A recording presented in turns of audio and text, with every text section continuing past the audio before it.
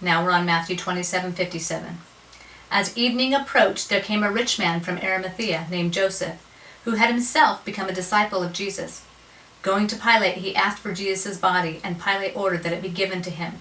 Joseph took the body, wrapped it in a clean cloth, and placed it in his own new tomb that he had cut out of the rock.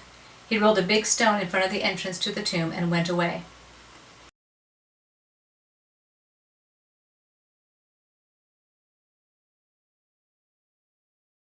Mary Magdalene and the other Mary were sitting there opposite the tomb. Now we're still in Matthew 27:62. The next day, the one after preparation day, the chief priests and the Pharisees went to Pilate. "Sir," they said, "we remember that while he was still alive, that deceiver said, 'After 3 days I will rise again.' So give the order for the tomb to be made secure until the third day. Otherwise his disciples may come and steal the body and tell the people he has been raised from the dead. This last deception will be worse than the first."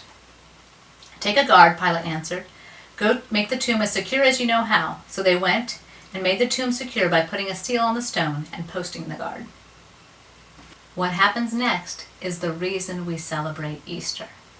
After the Sabbath, at dawn on the first day of the week, Mary Magdalene and the other Mary went to look at the tomb. There was a violent earthquake, for an angel of the Lord came down from heaven, and going to the tomb, rolled back the stone and sat on it. His appearance was like lightning, and his clothes were white as snow. The guards were so afraid of him that they shook and became like dead men.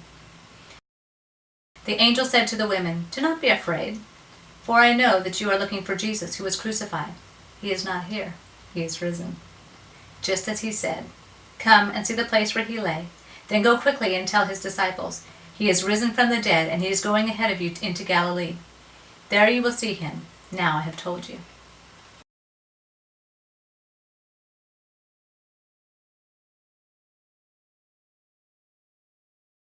The women hurried away from the tomb, afraid yet filled with joy, and ran to tell his disciples. Suddenly Jesus met them. "Greetings," he said. They came to him, clasped his feet, and worshipped him. Now we're looking in the book of Luke, chapter 24, verse 33. They got up and returned at once to Jerusalem. There they found the 11 and those with them, assembled together and saying, "Is it true? The Lord is risen and has appeared to Simon?" Then the two told what happened on the way and how Jesus was recognized by them and when he broke the bread. While they were still talking about this, Jesus himself stood among them and said to them, "Peace be with you."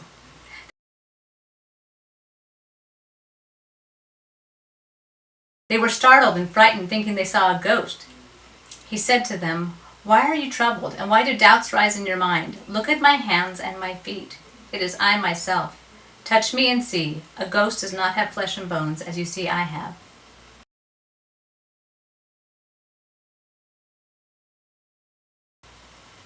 When he had said this, he showed them his hands and feet. And while they still did not believe it because of joy and amazement, he asked them, "Do you have anything to eat?" And they gave him a piece of broiled fish, and he took it and ate it in their presence. He said to them, "This is what I told you while I was still with you. Everything must be fulfilled that is written about me in the law of Moses, the prophets, and the Psalms." Then he opened their minds so they could understand the scriptures. He told them, "This is what was written. The Christ will suffer and rise from the dead on the third day, and repentance and forgiveness of sins will be preached in his name to all nations, beginning at Jerusalem. You are witnesses of these things."